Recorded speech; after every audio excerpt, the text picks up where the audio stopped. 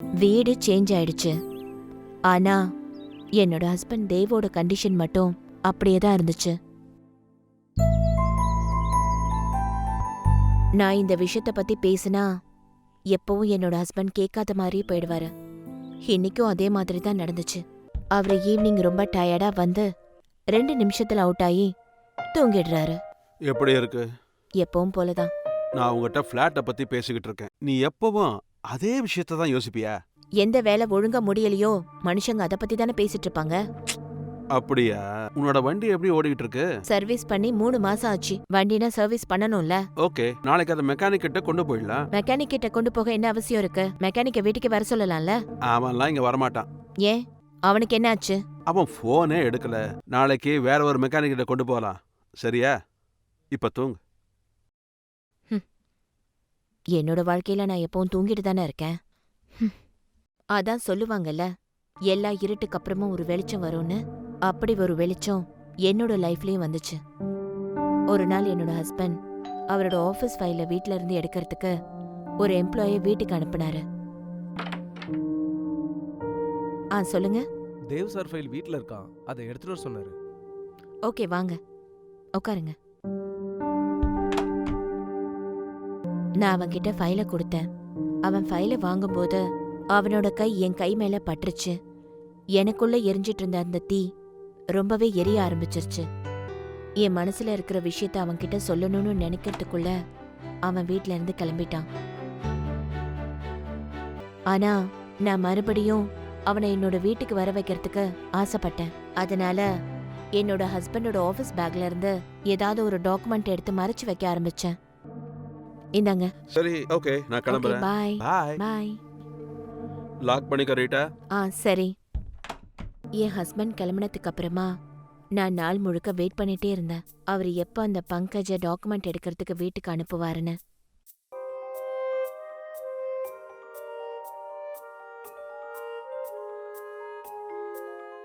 ஒருவேளை என் ஹஸ்பண்டோட டாக்குமெண்ட்ஸும் அவர் மாதிரியே எதுக்கும் வேலைக்காகாது போல இருக்கு. அப்புறம் என்னோட மைண்ட்ல ஒரு நாள் ஒரு புது யோசனை வந்துச்சு. அதனால நான் அவருக்கு லஞ்ச் ரெடி பண்ணவே இல்லை.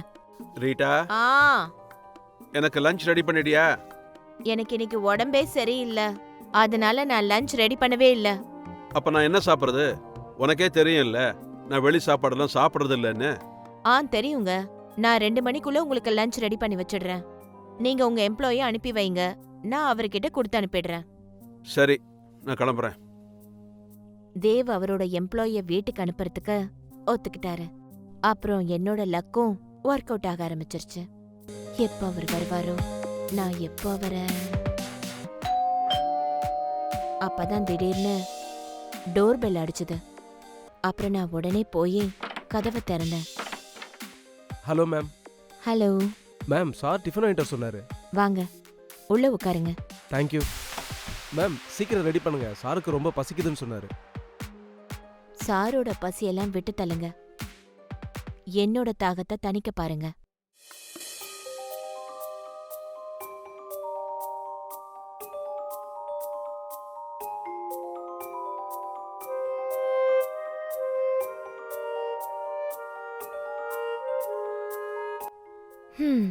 இது எல்லாமே இப்ப வரைக்கும் கனவுதான். இதெல்லாம் உண்மையா நடந்துச்சுன்னா நல்லா இருக்கும். டோர் பெல் சத்தத்தோட என்னோட இதய துடிப்பும் அதிகமாயிடுச்சு. எனக்கு எதுவும் புரிய மாட்டேங்குது. தேவ பார்த்ததும் நான் அப்படியே அதிர்ச்சி ஆயிட்டேன். எரிஞ்சிட்டு இருக்க தீயில யாரோ ஐஸ் வாட்டர் ஊத்துன மாதிரி ஆயிட்டேன். என்னாச்சு? என்ன பார்த்து நிக்கிற? வழியிலேயே நிக்காத. நான் தான் உங்களுக்கு சொன்னேன்ல, எம்ப்ளாயி அனுப்பி வைங்கன்னு. எதுக்கு நீங்க வீணா அலையறீங்க? போன தடவை ஒரு பையன் வீட்டுக்கு டாக்குமெண்ட்ஸ் எடுக்க வந்தான்ல, அவன் இன்னைக்கு வரல. ஏ, என்னாச்சு அவனுக்கு? ஒன்னும் ஆகல. ஆக்சுவலா அவனோட வீட்டு ஓனர் இன்னைக்கே அவனை வீட காலி பண்ண சொல்லிட்டாராம். அதனால அவன் வேற எங்கேயோ ரூம் பார்க்க போயிருக்கான். ஓகே. நம்மளே அந்த நேரத்துல நேரா வீட்டுக்கு வந்து சாப்பிட்டு போயிடலாமேன்னு நினைச்சேன். என்னோட மொத்த ஆசையிலையும் தண்ணிய ஊத்தி அணைச்சிட்டாங்க. என்னோட ஹஸ்பண்ட்க்கு எப்படி தெரியும் நான் சூடா சமைக்கும் போது என்னையும் நான் சூடாக்கிக்கிட்டேன்னு?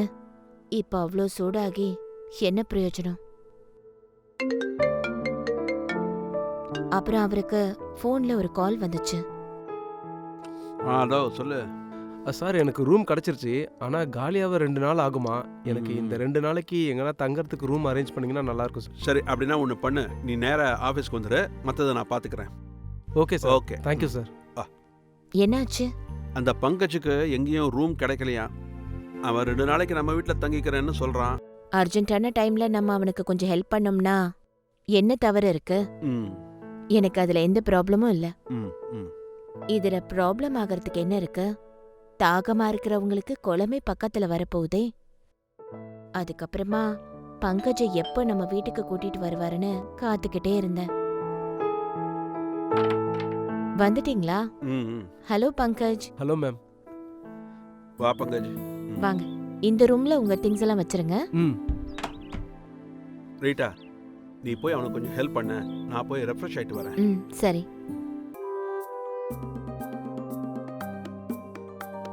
பங்கஜோட பாடியை பார்த்ததும் என்னோட மொத்த உடம்பும் எரிய ஆரம்பிச்சிருச்சு. அப்புறம் அவனை போய் கட்டி பிடிக்க சொல்லி என் மனசும் சொல்லுச்சு. ஆனா என்னால அதை பண்ண முடியலையே. இந்தாங்க உங்களுக்கு ரைஸ், பங்கஜ் உங்களுக்கு சப்பாத்தி. கொஞ்சம் பொறுமையா, ரொம்ப சூடா இருக்கு.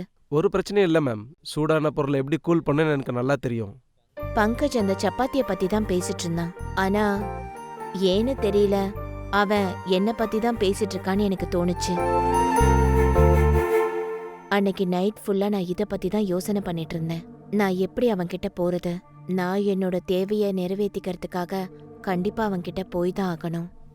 அப்புறம் எனக்குள்ள தைரியத்தை வர வச்சுக்கிட்டு நான் அவன்கிட்ட போறதுக்கு ரெடி ஆயிட்டேன். அப்ப எனக்கு என்ன தோணுச்சுன்னா, ஒருவேளை அவன் பிரச்சனை பண்ணிட்டானா, இந்த விஷயம் தேவுக்கு தெரிஞ்சிருச்சுன்னா, நான் இன்னைக்கு ராத்திரியும் காத்திருந்து தான் ஆகணும். ஆனா என்னைக்காவது ஒரு நாள் நான் அவனுக்கு இதை புரிய வச்சே ஆவேன். ரீட்டா, சொல்லுங்க. இன்னைக்கு நான் ஒரு முக்கியமான மீட்டிங்காக டெல்லி வரைக்கும் போறேன். ஓகே. ஒருவேளை இன்னைக்கு நைட் என்னால் வீட்டுக்கு வர முடியாம கூட போகலாம். ஃபோன் பண்றேன். நீ எதுக்கும் கவலைப்படாத, சரியா? ஓகே. பங்கஜ் எப்போ ஆஃபீஸ்க்கு கிளம்புவாரு? அவர் இன்னும் எந்திரிக்கவே இல்ல. டார்லிங், லாஸ்ட் சாட்டர்டே நம்ம ஆஃபீஸ் லீவுன்னு உனக்கு தான் நல்லா தெரியுமே. ஓகே. இன்னைக்கு அந்த லாஸ்ட் சாட்டர்டே தானே. அவனை நல்லா தூங்க விடு. ஏன்னா இந்த மாசம் ஃபுல்லா அவன் நிறையவே வேலை செஞ்சுட்டான். ஆமா. அதுக்கு என்ன பண்றது? அவன் ஒரு மாசம் ஃபுல்லா வேலை செஞ்சா என்ன? உண்மையான வேலைய அவன் இப்பதானே செஞ்சாக்கணும். தேவ் போனதுக்கு அப்புறமா நான் வெயிட் பண்ண ஆரம்பிச்சேன். எப்போ பங்கஜ் ரூம்ல இருந்து வெளியே வருவான், எப்போ என் மனசுல இருக்க ஆசையை அவன் கிட்ட சொல்லலான்னு வெயிட் பண்ணிட்டு இருந்தேன். இப்போ நான் வெயிட் பண்ணிட்டு இருக்கிறது முட்டாள்தனம் தான். அவன் தான் ரொம்ப ஆழ்ந்த தூக்கத்துல இருக்கானே.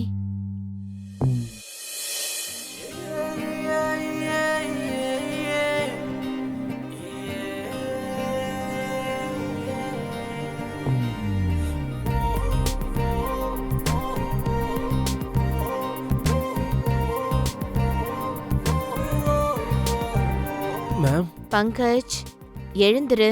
இன்னும் எவ்வளவு நேரம் தான் தூங்குவ? சூரியனே வெளியே வந்துருச்சு பாரு. இன்னைக்கு லீவு தானே மேடம். சீக்கிரமா இருந்து என்ன பண்ண போறேன்? எழுந்துரு. பண்ண வேண்டிய வேலை நிறைய இருக்கு.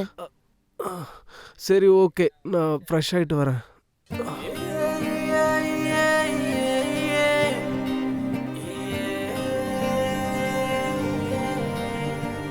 இன்னும் கொஞ்ச நேரத்துல அவன் வெளியே வந்துருவான். ஆனா எனக்கு ஒண்ணுமே புரிய மாட்டேங்குதே. நான் எங்க இருந்து விஷயத்த ஆரம்பிக்கிறது? ஆ! ஆ! மேடம், என்னாச்சு? என்னோட கால்ல சுளுக்கு பிடிச்சிருச்சு. வாங்க, வந்து சோஃபால உட்காருங்க. என்னால நடக்க முடியல. மேடம், நான் உங்களுக்கு ஹெல்ப் பண்றேன்.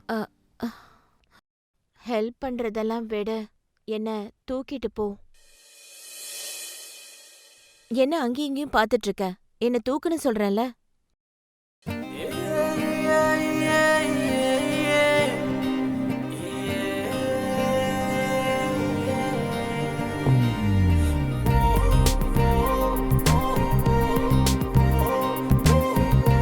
மேம்,